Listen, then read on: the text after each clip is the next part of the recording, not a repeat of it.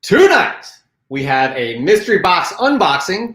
You show us your 9.8s. And Michael Keaton back as Batman. I am baffled. What?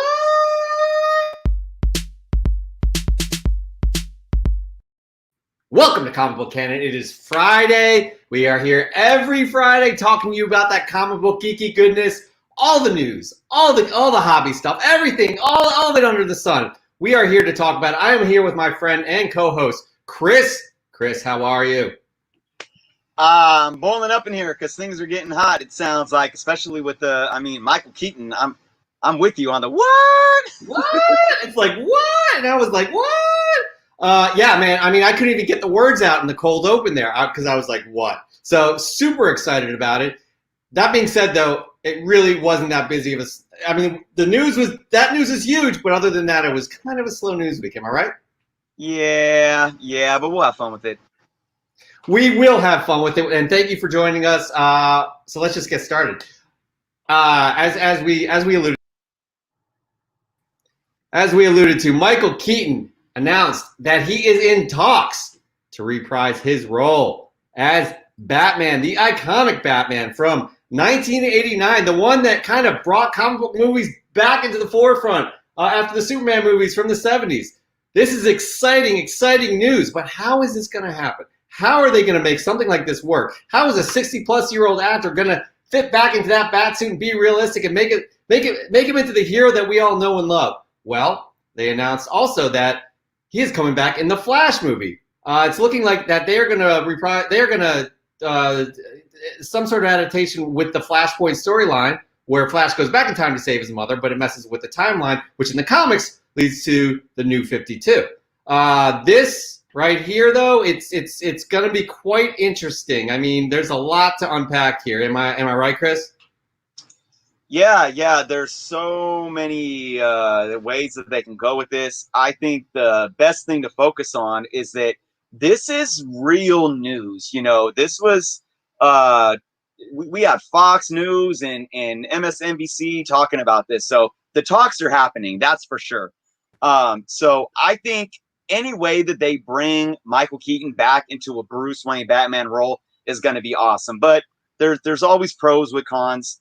And I think when we look at the cons, is Warner Brothers under the DCEU umbrella going to handle this right? Now, you talked about how was a 68-year-old man going to hop back into a bat suit. Well, just a few years ago, we saw Michael Keaton hop into a vulture suit and battle Spider-Man. And boy, did this guy not miss a beat. You know, I mean, he can still do it. So I think what really is important is how Warner Brothers handles it. So for one, if we introduce this character into a Flash movie, I don't want the DCEU to think that they need to rush into a Flashpoint. I think it's kind of silly to have Flashpoint take place in the first time we see Flash in a standalone movie. Could this be repeating their rushing to catch up with Marvel that we saw in the past? Well, we're hoping, right, that DC has learned that they need to take the slow approach. So whether or not we see the Flashpoint storyline happen, maybe we just somehow see the Flash doing something with the Speed Force to where he opens up the multiverse. Hence, here we get an old man Bruce Wayne. So, yeah. Good. I'm kind of laughing here because you got B. Schnurr. You want to get nuts? Come on. Yes. Let's get nuts. Classic line. Kid collector here. I'm Batman. Of course, that's 100% classic. But yeah, going back to what you're saying, that's an extremely ambitious project, is to adapt the Flashpoint storyline. As we all know, again, it led into the New 52, which could have ramifications in the DCEU, where they could in fact do some new and cool things. Like another example of this was Spider-Man Into the Spider-Verse. When I heard about this, I was extremely skeptical. I didn't think they'd be able to pull this off, especially with Sony's previous track record, those three Spider-Man films. Raimi's Spider-Man 3, Amazing Spider-Man, and the sequel, just garbage. And when they did an amazing job. I didn't think mainstream would be able to handle kind of this multiverse view of our favorite characters, but it worked. So we say this Chris, you and I say this every week. We want to see comic book movies succeed. We want to see these genres succeed. DC has not given us the confidence that they can consistently succeed. And this is an ambitious project that I hope it does gangbusters. I really hope it works, because I'm super psyched to see somebody like Michael Keaton reprise his role. Yeah, absolutely. And the fact that we are kind of holding onto our chairs here to have that trust be built. I mean, every film, everything that DC does moving forward, hopefully it's either going to add a little bit of trust or continue to take away. And I think they're on the right path, and we just got to keep moving forward with it. The thing that is interesting with how they might be playing into a flashpoint where they're riding that kind of fine line here is DC knows, or Warner Brothers knows, that they had a train wreck of a DCEU, but they have some good elements, right? Wonder Woman, even Aquaman, right? There's some great things, that have happened. So how do you fix the past? We don't have Ben Affleck anymore as Batman. How do you fix that, but still keep what is good and keep moving forward in a positive direction? Multiverse, New 52. So that could be where let's bring in a Flashpoint storyline to introduce a multiverse and do it in a way that corrects our mistakes by tying it into a storyline. So again, you look at it, this is completely different what Marvel did, because Marvel did everything right leading up to them introducing a multiverse. They didn't introduce a multiverse to say, shoot, we messed up, let's create a multiverse to scrap some stuff. Maybe that's what DC is doing. And if it is, they're walking an even tighter line, a tighter high rope, that to make sure that they do this right and pull it off right and do not rush anything. But for me, I really hope that whether or not Michael Keaton actually dons a bat suit or not, I hope that this leads into a Batman Beyond Old Man Bruce Wayne role for Michael Keaton. Who doesn't want that? I mean, who doesn't want that? That would be absolutely outstanding. And hopefully it does lead into that. I mean, there's so many things that can come from this, right? Let's just hope. Let's be positive. Let's just hope that DC has learned from their past mistakes, hasn't taken things for granted, that, like, hey, we're just going to create a universe and people just come watch it, not crap on it, which they're deservingly so, because most of those movies like Aquaman, pre-Wonder Woman, those movies were not good. So I really want the DCEU to succeed. And I know you feel the same way. Absolutely. 100%. All right. But speaking of succeeding, the MCU has done some amazing things in the 10 plus years that they've been around. There are, again, as we mentioned, it was a very, very slow news week. So we're really grabbing here, but we're going to keep you entertained with some interesting little tidbits. What do you got, Chris? Very interesting. Very interesting. And guys, take this with a grain of salt. But we have some rumors and some speculative sources talking about a Marvel character named Firestar. So, for those that don't know, Firestar probably is most known for her role with some of our favorite superhero, Spider-Man. She made her first appearance in the comics in Spider-Man and His Amazing Friends #1. And we also saw her in the cartoon, Spider-Man and His Amazing Friends. So, she does have a history. But what I think a lot of people don't know is that Firestar is actually a mutant. She made her first appearance of continuity in Uncanny X-Men #193. So, but I mean, her time lived there was kind of short. We saw her in a miniseries in the mid-'80s of her own. But ultimately, she became a founding member of the New Warriors. So, there's been talk that this character could be the first introduction to a mutant in the MCU. And I am just sitting back with the big question mark over my head, like, why and how would this even work? And I really feel that this talk, and I try to dig down the rabbit hole of sources and credible, reliable sources, and I couldn't really find it. But the reason, but there being talk about this from the outlets that there is, just it means something, but I just don't see Kevin Feige in the MCU introducing Firestar as their first ever mutant. Now, I could see, we do know two things about the New Warriors. Marvel Television had a pilot filmed and ready to go that was scrapped for a New Warrior show. Okay, and I do see a New Warrior show working very well for Disney Plus, but again, just it would be very deflating to have Firestar be the first mutant introduced to the MCU. I think a lot of us as fans would just it either fly over our heads or it would just completely deflate the excitement that we have of anything mutants finally making their way over to the MCU. Just doesn't make sense to me. Yeah, she should not be the doorway to mutants coming into the MCU. She's not a well-known character. Don't get me wrong. I mean, Spider-Man and His Amazing Friends were everything to me. That's really where my love for Spider-Man flourished. And Iceman and Firestar. Even though I didn't read the comics back then, I was in love with this little universe that we saw on our TV. And I would love to see this character in the MCU. From what we've read, though, I don't see that being a viable plan, having her be one of the first mutants to introduce like such an impactful IP, intellectual property that Marvel owns. It makes absolutely no sense to me. Absolutely. I mean, there's been a good handful of other rumors that are just so much more feasible. I know we like Rogue, Rogue in Captain Marvel 2. Or even like Psylocke.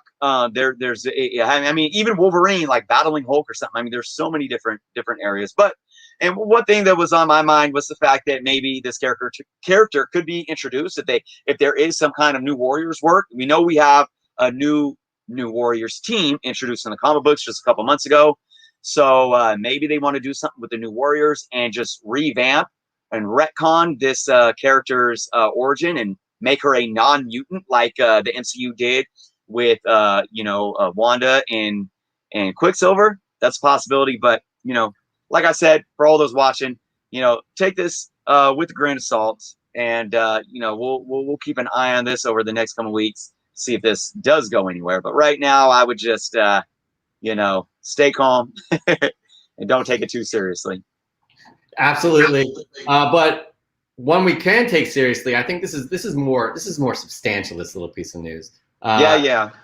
So, what do we have going on with one of the greatest villains ever created in all of comic book history? What's going on with that right now, Chris? Yeah. So again, take this with a grain of salt, but at least this one, I think we all can get a lot more excited about. There has been talk as well to introduce Doctor Doom into the MCU. Now, this might be almost an obvious suggestion, right? We know that the Fantastic Four are coming. If the Fantastic Four are coming, there has to be a Victor Von Doom, right? Well, we know that the MCU wants to do things right, though. We've seen it in the past. We've seen it moving forward. And there's been talk that Doctor Doom may be a character that we can be led into with the buildup, sort of like we saw with the buildup to Thanos. The rumor right now that's out there is that we won't be introduced to Doctor Doom firsthand, but we will be introduced to Latveria, and we will be introduced to a character known as Lucia von Bartis, who in the comic books was the Prime Minister of Latveria. She also, for a time being, picked up the mantle of Doctor Doom. So I could see this playing over very well as just building up the history of this country, of the characters in this country. You have this Lucia character that can be a antagonist in a film or two that can lead up to a Doctor Doom. I don't want to see any other character picking up the mantle of Doctor Doom, though, before Victor himself. I just think that would be deflating. But knowing Kevin Feige, knowing Marvel, if there is any validity to this, I think it can be done absolutely well. And Jeff, Doctor Doom has not been done right so far in any film that we've seen on the big screen. No. He needs to be done well. His time to shine is now. I mean, Marvel acquiring Fox, Feige guaranteed the Fantastic Four are coming. You cannot have the Fantastic Four without Doctor Doom, but it hasn't really gone well for Doctor Doom in the past 25 years or so. You had his first appearance on the big screen in 1994, Roger Corman's 1994 Fantastic Four film. It's a good attempt there, I guess. The colors are spot on, but it just looks like cosplay at any sort of Comic-Con you may go to. And then, as we all know, we had in the mid 2000s, we had the Fantastic Four, the two Fantastic Four films, Fantastic Four and Fantastic Four: Rise of the Silver Surfer. Not exactly something to write home about. And Chris, I have to admit, I mean, there's probably a handful of comic book movies ever produced that I have not seen. A handful. I have to admit, I've never ever seen the most recent Fantastic Four film. Yeah. I forgot about it actually when we were obviously talking about this earlier before the show, but you know, in the Doctor Doom from the two Fox properties before that, you know, it's just he just was not Doctor Doom at all. You know, he was a multi-billionaire tech industry Elon Musk wannabe that just had a hard on for you know, Sue Storm and you know, that ended up putting a cool little trendy mask on. It was not good at all. And, you know, the interesting thing about both of these franchises, the Fox franchises, the first two movies, which I actually thought the one silver lining in the first two with Rise of the Silver Surfer with Lawrence Fishburne as the voice, I thought Silver Surfer on screen was done well. His backstory and all that and the story around it. But he looked cool on screen. The voice was great. He had this presence. And I don't even think the casting in all of these movies was horrible. I just think it was just bad writing, and Fox and company did not know what they were doing whatsoever. I'm laughing here because all I remember about that is the cloud form Galactus. It was awful. It was awful. It was awful, and there's no excuse for that. Anyways, as we said, the most recent iteration of Doctor Doom was from Josh Trank's film, I believe, 2-3 years ago, which is now on Disney Plus, believe it or not. Should I give it a try, people? Let me know in the comments. Chris and I give it a try. Maybe if we lose a bet, Chris, we'll have to watch that Fantastic Four version. Again, I don't like not seeing it. I have seen it. I own it and seen it.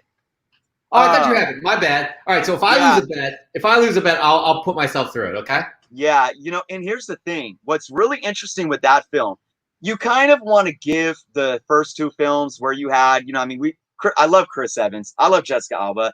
Even what's his name? Ian, you know, that played Mr. Fantastic. You know, like I said, it wasn't the casting. And you kind of want to take those with a grain of salt and say, look, you know what? It was pre-MCU. They didn't know what they were doing. They were catching up to the CGI and the technology, whatever. Yeah, those are excuses, right? But the thing with the most recent one with Michael B. Jordan is that the aesthetics were there. The CGI, the technology, all of it was there, and they painted this world in it. And in the first 20 minutes, you really get pulled in, and you're like, they're going to do this right. Wow. Yeah. And then from there, it's just like, you're just like, what did I watch? It was almost like the reverse of Aquaman for me, where that first few minutes was just like, this is going to be a cheese fest. And then the movie ended up being this extremely entertaining adventure, you know, that you're just, wow, this was great. This was the opposite, because you get teased. You're like, this is going to be a great movie. And then it's just like, it was one of the worst movies I've ever watched. So, those films were for children. And, you know, it was cool to see Silver Surfer on the big screen like that, but it just, terrible. Dan Mills, my buddy Dan Mills, MF Doom, the only real Doom until Marvel get their shit together. I agree with that. All right. So, again, slow news week, everybody. We had fun with it, though. Like, I mean, the big news is Michael Keaton coming back as Batman. That is insane. Super excited. I'm sure more will come in the coming weeks about how this is going to play out. But again, take those other Firestar and Doctor Doom with a grain of salt. So now, normally we would go to our CovrPrice Hot Comics of the Week, top 10 comics of the week. But right now we have something special for you. Well, probably special for me, but I ordered a mystery box. I've never done this before from IG Comic Store. And it came today, and I was like, Chris, why don't we just do a live unboxing here on Comic Book Canon? And Chris is like all about it. So basically, the IG mystery box is you spend $200 and they guarantee you $300 worth of books, as you can see here. In that mystery box, you have you could potentially get a Giant Size X-Men #1, Werewolf by Night #32, Batman 432, which is I do believe that's one of the first McFarlane covers, and Venom #1, the limited series, the black cover. So here we are. We're about to do this unboxing. Chris, you may need to take the reins for just a second while I get. I am so excited. This box ready. Exciting. So basically, all I've done, Chris can vouch for me. All I've done is just cut up the tape here. It's well packed, as you can see. All I've done is cut up the tape just to make it easy to open, so we don't waste all your guys' time. But here we go. I'm opening up the box. Yeah. Yes. We got a lot of packing paper in here, and this is my haul right here. Yeah, that's juicy. You know, it reminds me of, I used to go down to my baseball card shop when I was a kid, when I collect baseball cards, and used to have dollar grab bags. And sometimes he throws some really good stuff. I think I got a Mark McGwire rookie card in one of those ones. You got a Mark McGwire rookie card in? Yeah. Are you serious? That's probably worth. I mean, back then, I think at that point in time, it was might have been worth like $20. Now it's probably worth the value of the grab bag itself, $1. Right. Yeah, the steroid era, right? Those Mark McGwires were back in the day, man. Yes. All right, here we go. This is so well packed, it's a bit frustrating. I don't think I have any slabs, which is, a bit unfortunate, but that's okay. It was worth it, right? It's fun. Again, I wanted to, okay, here we go. So, I got it's a variant edition, oh man. You can hear me here? All right, I just went out right there. So, I got a variant edition Punisher #1. Right there. Ooh. Liking that nice art. Cover. I don't know much about it. This is 712 of 800 copies. Pretty cool. Nice. I have a Wolverine #1 with Omega Red on the cover there. And they say this is 384 out of 600 copies. Nice. Let me some Omega Red. Yeah, see him in the right now, right? Yep. I got a Uncanny X-Men #11. This is another variant. I guess these are all variants. I'm not sure. This is an interesting one right here coming up. 164 of 800 copies right there. This one's interesting. What if Peter Parker became the Punisher? Oh, yeah. Number 500 out of 600. What a conundrum that is. Yeah, and now, I'm not sure what this is. Punisher Virgin Variant issue #2. Nice. A Virgin variant here of The Last Defense. Silver Surfer. It's a Virgin variant as well. Ooh, there. That is nice. Got some good artwork here. This cover is badass. This cover is absolutely badass. Return of Wolverine Virgin variant issue #2. Nice. Come on. That's beautiful. All right, here we go. So, House of X IGC Virgin variant issue #1, 72 of 400 copies. All right. Powers of X IGC Virgin variant issue #1. Nice. Loving this artwork, that's for sure. You know, man, that's really sweet. 287 of 600 copies. Powers of X Virgin variant issue #2. Looking like Apocalypse right there. This is an interesting one. Marvel Comics Virgin variant issue #1001. 343 of 600 copies. You got Deathlock up top there. I don't know if you can see that. Oh, yeah. Looks like a cover swipe of Jim Lee's X-Men #1 connecting cover. And speaking of, Marvel Comics Virgin variant issue #1000, 333 of 600 copies. Just what you were saying, the Jim Lee. Nice. Yep. All right, so there were no slabs in there. It's a little disappointing, I'll admit. I don't think I would do this again, but I'm glad I did, to be able to share it with you guys right here. That was the whole reason for this. So hopefully it was worth it. Ask me questions in the comments here. We can talk more about it. Have you guys done mystery boxes before? What was your greatest pull from a mystery box? Let's talk. But so now it is time to move on. I'm sorry. What's that, Chris? Before we move on, Jeff. So it seems like the IG store has their own variant releases. Yeah, there's a ton of those here, and I think that's the majority of what I got in this pull. So okay, and maybe we could do some research to where we come back and kind of add up see what the fair market value is for those, to see exactly what you got.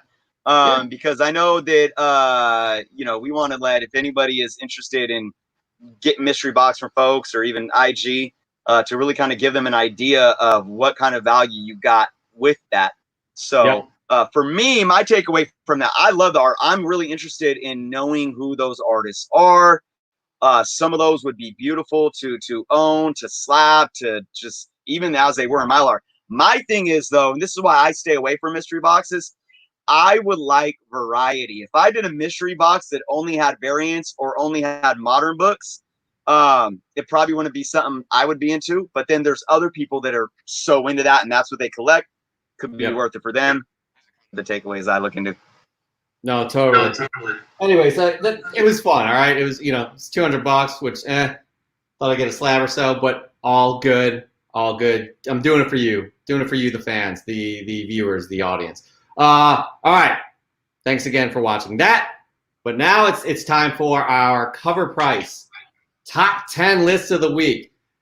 Now, we do things a little bit different here. A lot of people just take that CovrPrice top 10 on Tuesday when it's released, and they do videos on it dissecting each issue. What we like to do here is cover a broad spectrum of topics, as you can see. We have the news, we have an unboxing, we're going to talk top 10, we're going to talk about your 9.8s a little bit later. But right now, we're going to talk about the issues that interest us the most out of this top 10. But before we do, let's get into the top 10.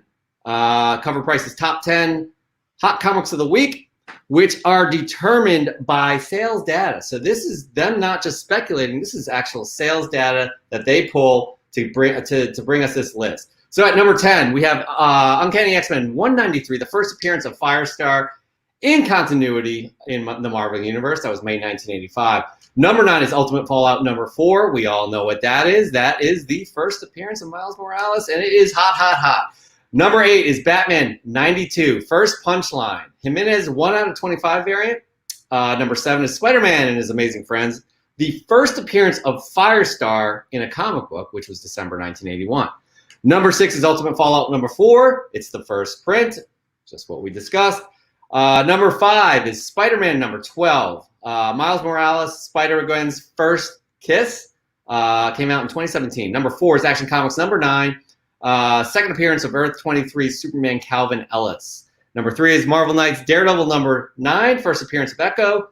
Number 2 is Halloween Comic Fest 2019, reprinting Ultimate Fallout number 4. And number 1 is Spider-Man number 20, came out in 2017. As you can see, it's a police cover. It's kind of obviously timely with what we have going on here. However, that's the top 10. But however, as we said, we like to kind of nitpick and pick and choose and see just pick a few issues here and a few interesting trends that we're watching. So Chris, take it away. All right, guys, another just really interesting week. We're going to start off by talking about our friend, Spider-Man's special friend, Firestar. Let's look at number 3 on my list to talk. It is Uncanny X-Men number 193. So as I said earlier when talking about Firestar, this is Firestar's first appearance in continuity. Firestar is a mutant.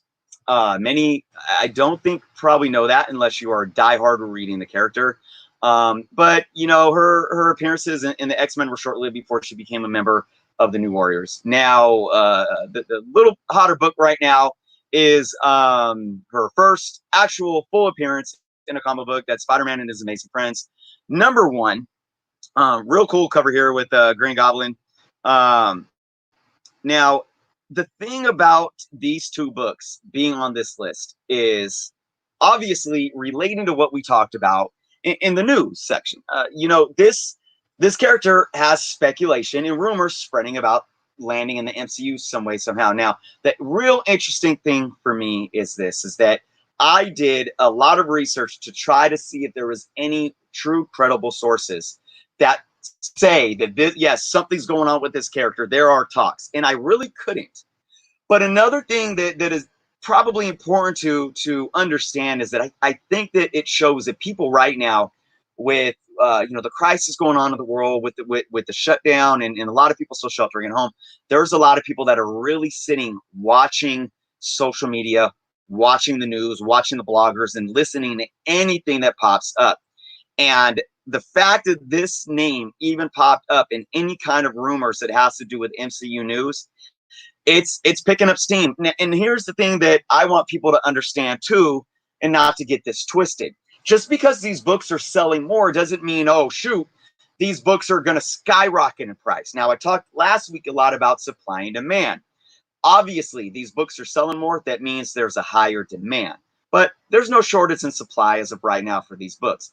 These books are already books that you probably couldn't find for less than $20 in near mint condition before any hype or speculation or rumor, right? So right now, you're not going to see a big jump of increase in these books. If people continue to demand these books, you're going to see the price increase because that's just natural economic supply and demand. But it's when we get an official announcement for this character that you're going to actually see these books increase. So my advice to you, hey, if you're going to speculate on this character right now, go hunt for these books. You're not going to really pay too much more than what you would have maybe a month ago or a couple months ago. You're not really going to break your bank. But if something happens and this announcement becomes official, don't blame me or anyone else for being mad because you didn't pick the book up. So you just got to weigh it. Is it worth it for you? So moving on from Firestar, let's talk about the man of the month, the man of the year, Miles Morales, man. We went into it last week because first off, Miles has been dominating the top 10 chart for weeks, even before the announcement of the video game. Okay, this has been coming. Miles is still on the chart.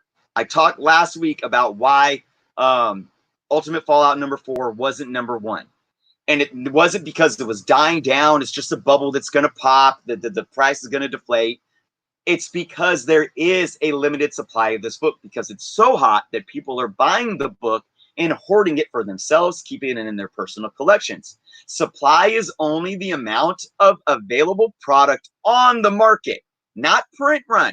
So when that demand continued to increase and increase, and the 9.8 started going $4,000, people start really holding on to these books, and you don't get as many issues out on the market as you do, say, a new release. So this is the main reason why it's not sitting at #1. There's just not that many issues out there.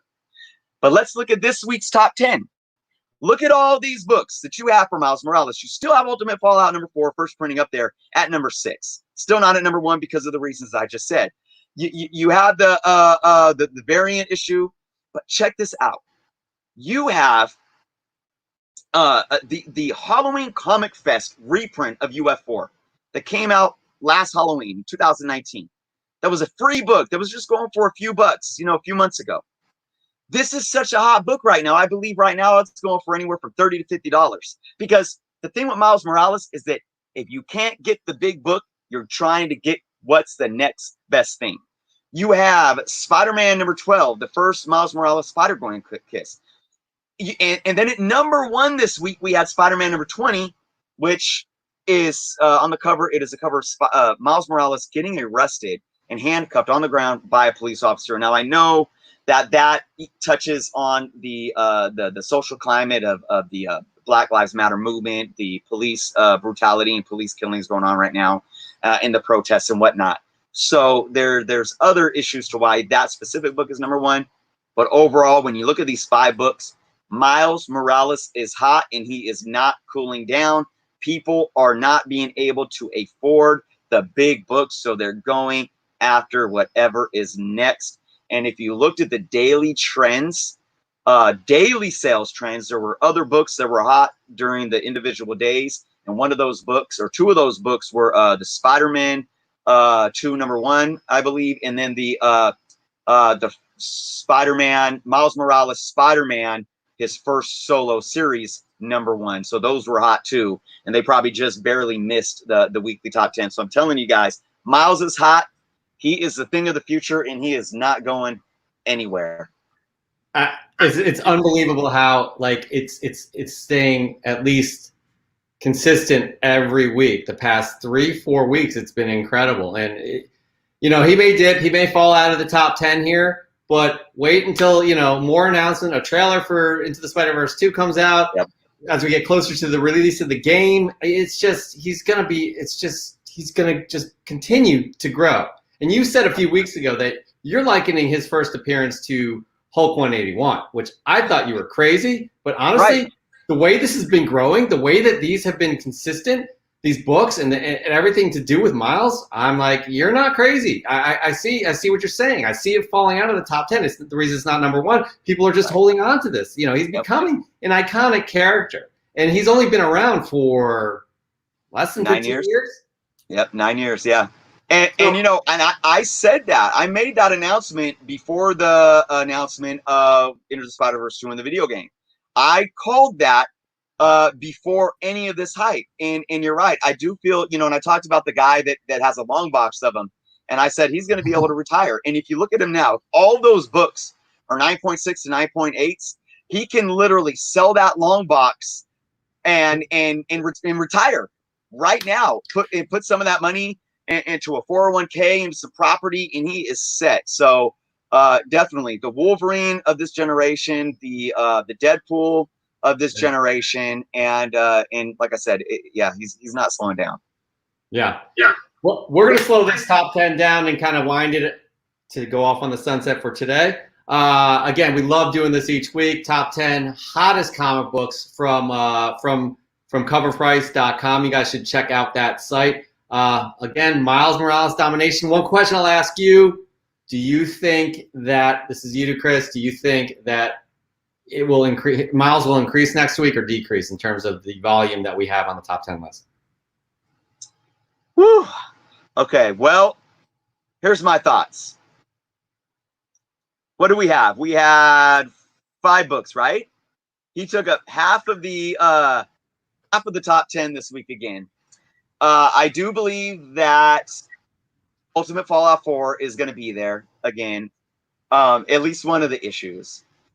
I'm going to say that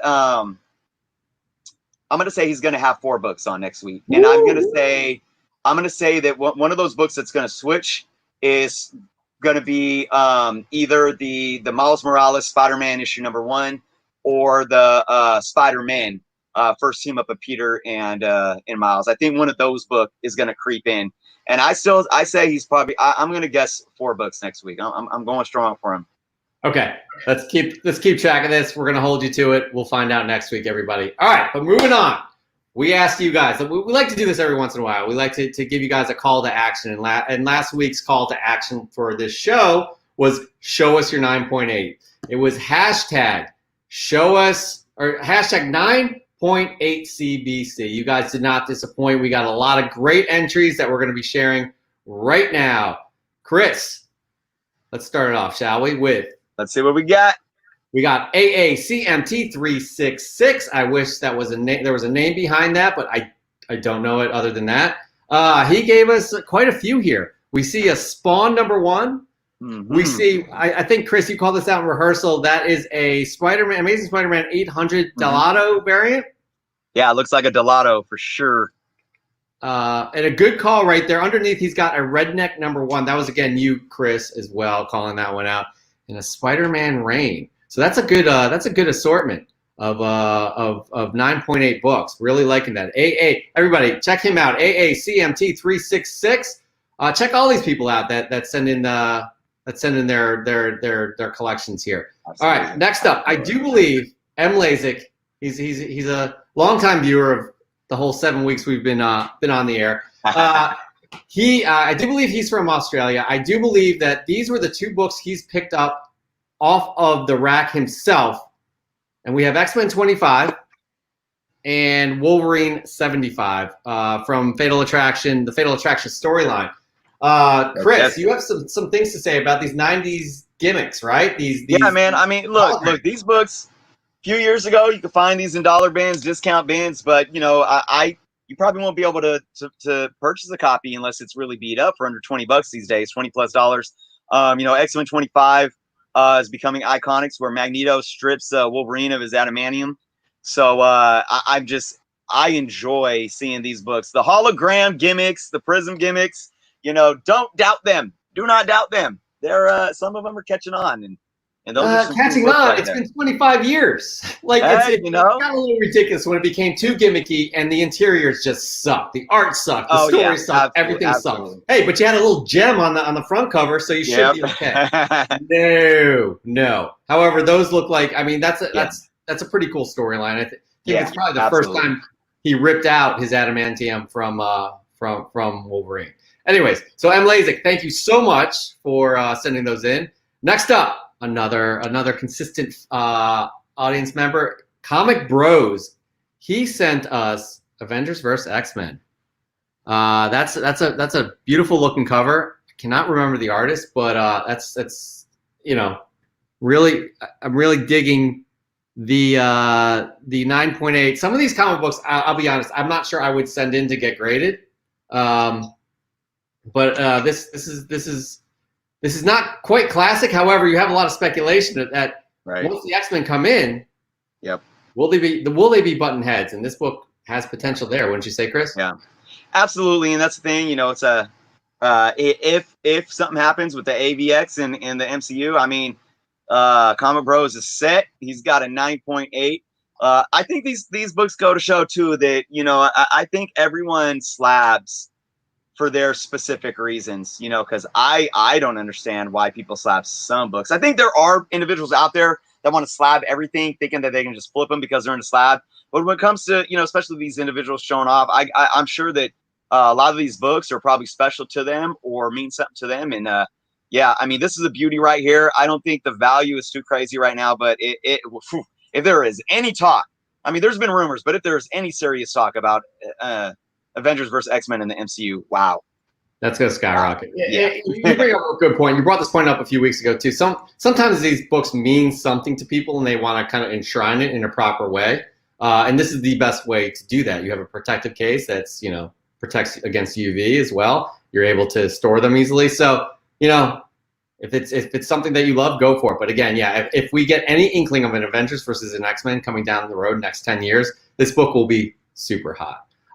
Comic Bros, thank you so much for sending that in. Our friend T Mao, I don't know if I pronounce his name correctly all the time, but he sent us a slew of books.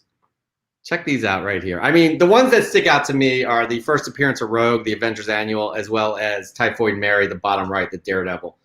Those are two sought-after books. We know Rogue will be coming. There has been rumors about Typhoid Mary, even though I do believe she was in the Daredevil series, season 3. Yes. I'm hoping that they continue along with all those characters and actors that portray them. First issue of Spider-Man 2099, which is gaining popularity as well with Into the Spider-Verse 2. What else you see, Chris? What do you got? Yeah. I think I actually have an Avengers Annual 10 at CGC right now. Don't know if it'll be a 9.8 though. I doubt it, but hopefully high grade still. We got some Sentry down there, and there's been talks about trying to make room for Sentry in the MCU, and I won't argue it. Not too familiar. My interest is peaking on that top left X-Men. It looks like a newer issue, might be a possible variant, but I'm loving that Wolverine art. Yeah, that is beautiful. It's quite a collection, Team Al. The Sentry's a cool character. Like I just read those first few issues the past year. I thought it was incredible how they brought this character into the Marvel universe, and if they could bring it like MCU, it kind of would blow minds in a way. Anyways, y'all should check it out if you have not read it. Thank you, T Mao. Really appreciate you sharing. Mr. Gretzky 9966. Every time I see that, I see 99, but also 66 for Lemieux. I'm wondering if I don't know. I don't know if he's trying to incorporate both of those. I say that all the time, don't I? But he sent us some 3 pretty good issues, Chris. What do we got? Oh man, this is Amazing Spider-Man, the Volume 2, number 36. This is the 9/11 issue. Boy, I really wish that right now we were as united. Not to say that we want, tragedy ever happening, but, this incident united so many of us, even if it was for a short period of time. And for Marvel, and I think it was Casada and Jay, how do you say his name? I can't say his name, but who penned the book, and Casada as editor. And they just really, really hit the nail on the head with how do we bring this tragedy to these heroes and to this world. And what an amazing book to have. What an amazing book to have in a 9.8. Just an awesome book. Probably all black cover in a 9.8. Yeah, all black and 9.8. Yeah. It's funny too, because I did my pre-show and somebody asked me what one of my favorite Spider-Man books are, and you know what? I didn't even think about it, but I got to put that one up there. Probably my top 5 for sure. Do you own one? I don't. I own the hardcover trade that collects that. Yeah, that's a beautiful issue for a moment in time that we all galvanized. It came together as a nation, and we do need more of that. All right. Mr. Gretzky has sent us 2 other books as well. Fantastic Four, number 645. It looks like, Chris, it's got a yellow label signifying that it's been signed by an artist or a writer. Yeah, that's some kind of variant, and I'm loving the cover, but I can't, man.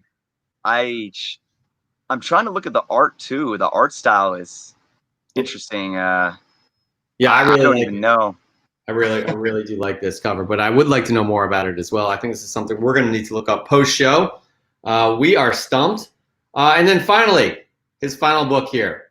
This is an artist I really enjoy his art. Gary Frank. It's Action Comics 870. I'm not sure the significance. Again, some people get these things slabbed because it means something to them. Yeah. I love Gary Frank, and I think this cover is fantastic. But you don't see many of these slabbed. Am I right, Chris? Yeah, definitely. Brainiac storyline. I wasn't too big. I haven't been too big on Superman until New 52 again. I read a lot of Superman in the early 90s. And, when I got back into collection, I was heavy Marvel until New 52. So I can't say that I've read this one. But, Mr. Gretzky, he's got it for some reason. He does indeed, and we really appreciate you sending that in. Now, our final entry here, Chris. I know what your grail is. I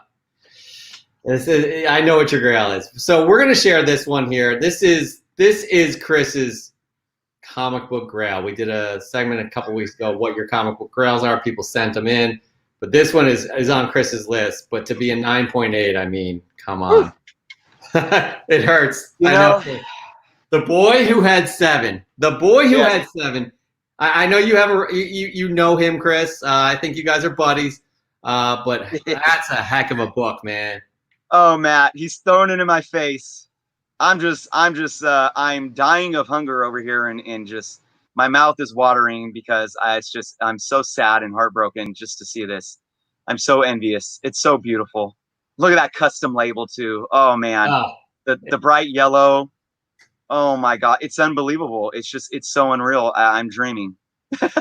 Yeah, it's something all of us should strive towards. If you're a comic book collector, there's no way you turn this down. You know what I mean? Good on you, the boy who had 7. Good on you. Hopefully one day, Chris, I hope you get one. I absolutely do. I know how much it means to you. I have to say, I am not. And Mike's in the show today. Mike Sears, you're in the show. You know what, Mike? You've been pestering me for weeks and weeks. Don't get attached to your books. Sell your books. They mean crap. I'm telling you, Mike, you might have got to my head because, guys, I'm telling you, this is a Star Wars, Clone Wars, #1, first appearance of Ahsoka, and guys, I'm at a point right now. This is like near mint and has a couple of spine ticks. I would estimate it at a 9.4, and I'm putting it out there right now. I am a big Star Wars fan, but I am desperate to get my hands on an Amazing Spider-Man 129. So if anybody wants to trade me a mid-grade-ish Amazing Spider-Man 129, I'll trade you. So what do you think about that, Mike? I'm caving in. You heard it here. Hey, let's make it happen for Chris, everybody. Let's make it happen. Put your feelers out there. Now, the interesting thing about Chris, this blows my mind, because when we were talking about doing this segment, I asked Chris, well, how many 9.8s do you have? Chris has 16,000 comic books. He does not own a 9.8. Let's all help him get there. I own a quarter of what he has, and I have 2, which I'm happy to share right now. The first one is this Bloodshot number 10. It's one of the rare Bloodshot books, Valiant comic books, and a 9.8 CBCS, Louis LaRosa, black and white. I do love this run, Bloodshot Reborn. But the one I'm most proud of actually is one I bought off a rack. It's a comic book I bought off a rack and got it graded a couple years ago, to my surprise, because as a teenager I tried to keep good care of my comic books, and it, right. But I sent this in. It's New Mutants 98, 9.8 CBCS. I was really happy to get that back. So really proud that I kept it in such good shape. Absolutely. So that's your segment here for 9.8s. We really appreciate you all sending in your collection. We're gonna have a call to action again for next week's show. We'll figure that out. We'll send that out. Follow us on Instagram at Comic Book Canon. Give us a follow. Subscribe to us on YouTube as well. Don't forget to do that. Very important. We love doing the show for you guys. Now it's time, though, for Q&A. We got a lot of comments in here, Chris. It's going to be hard for me to keep track, but I believe the first question will go to here. Here we go. B-level Star Wars. What do you think of the MCU collapsing more and more group ensembles like Fantastic Four and potentially X-Men? I'm not sure what he means by collapsing, but probably incorporating them into the MCU, because that's going to be a lot to keep track of, especially, we're in 20 plus films right now, and me as a fan, I'm a diehard fan. I feel like I have a grasp on the timeline, but there are a lot of little things that are out there that I'm still learning about. To bring in more of these groups, it's going to be really hard to keep up to date with this and also keep with the timeline. You know what I mean? It's just a lot to take in, especially for people who are not diehard fans. What do you think? Yeah, well, it's a great question, and we want to talk about quality control, right? Quality over quantity, but at the same time, the quantity that's been pumped out has had the quality. $1 billion movie every time. Kevin Feige and Marvel Studios did talk about having 4 dates moving forward instead of 3. So that can help with the Fox properties and so forth. But you got to keep in mind, too, that you are handling Disney Plus properties now as well. So you really got to have faith in Kevin Feige and Marvel Studios to put the right pieces in place. I think a good thing about the Sony properties right now is that Kevin Feige can oversee to an extent, but still allow the other studio to make those films, and they don't have to convolute the how many Marvel Studios films are being released every year. So I actually think that's kind of good right now. Allows that Marvel Studios to really flesh out the Fox properties without having too much on their plate. Ultimately, I'm not concerned. The formula is there. I think the right people are in place, and I think we're going to keep seeing positive things, and they're going to be able to make this happen to where that quality and quantity are both, kept held up high.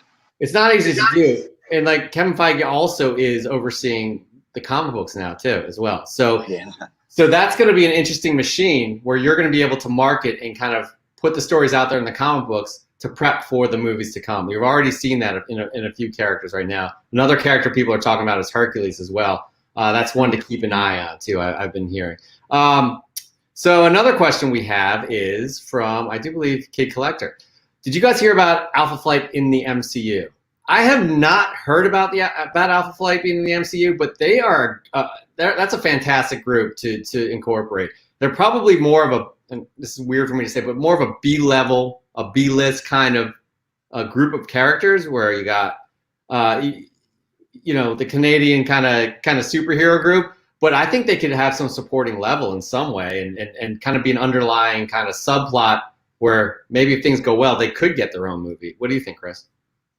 Yeah, again, I always use the Guardians of the Galaxy example. You take B-level characters and you can make them a success story in the cinema.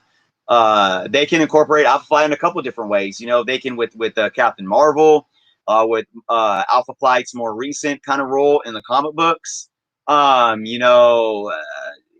them up. You can also introduce them as a way to introduce Wolverine. I don't think that's going to happen.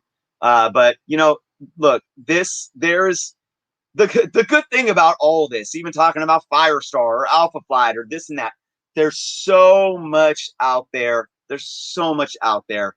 And I just think whatever pops up next is going to leave us as fans enjoying something of it, and like I just said, Kevin Feige is the right person in the right spot, in the right place to get this all done, and the right people are in the right place. So I don't necessarily know if Alpha Flight will be something that happens in the next 3, 4, even 5 years. But if they show up, I think they'll be done. I think they'll be done right. Yeah, I mean, track record is everything. And they've had more hits than they've had misses. Way more hits than they've had misses. So I don't doubt for a second. If they're thinking about doing Alpha Flight, I think they'll be successful at it. No doubt in my mind. All right, so our next question. I really want X-Men to be in the MCU, but Firestar is our character that's going to be questionable because I really want the X-Men. Yeah, that's not quite a question as it is a comment, and we completely agree with you there. I think both Chris and I really don't like the idea of having Firestar again as the doorway to mutants in the MCU. I can't even see that happening. What do you think, Chris? Yeah, again, it's just, it makes, I could sit here and hurt my brain thinking about it, and it makes no sense. But here's the thing, and I just did a video on my channel yesterday talking about how the movies don't have to reflect the comic books exactly. You want that root, you want that core of the characters, of the stories in there. And the MCU has done that. They've created these characters out of the root of what is there in the content of the comic books. But they've allowed to make them as relevant and as believable and as successful as they are in the cinematic realm because of the changes that they made. So who knows? I mean, if they want to release a film or a show starring Firestar, and whether they change it up and she's not a mutant or they bring her on as the first mutant, who knows? They may do it in a way and just create something new. But I still, even saying that, I just think it's too risky that Kevin Feige would sit there and know, he would have to know that this is just it's not the right way. Look, I'm going to stick with that. I don't see it happening. I absolutely don't. Again, trust in Feige, and maybe if he does take that chance, it's those chances have worked out, but I don't think that's the direction they're going to go. Yeah. Bishner 5929. I'm happy this is talking about Michael Keaton. I'm happy he'll be back, but I hope it's to be Old Man Bruce from Beyond, and Jeffrey D. Morgan replaces the role of Thomas Wayne. From what we've been hearing, Jeffrey D. Morgan will not play Thomas Wayne. Thomas Wayne, as you know, took on the mantle of Batman in the Flashpoint storyline when his son Bruce died. That's a different Batman. But as we know for right now, this is not happening. And Michael Keaton will be the Batman in the DCEU because Robert Pattinson's and Matt Reeves' Batman is going to be in a separate universe, is from what we're hearing. I don't think we discussed how we feel about that, Chris. Yeah. For me, I want to see all of these characters have the opportunity to get together, be in a Justice League, be in other people's films. And I want a true Batman. I don't want a 60-year-old Batman as the Batman in the DCEU. That being said, I'm going to give him a chance. Let's see where they go with it. Yeah. Yeah, with Jeffrey D. Morgan, what's really interesting is when I watched Watchmen in 2009, when he played the comedian, I was like, this guy should be Batman. I loved his appeal in his feel. I felt he could have did a a good Batman.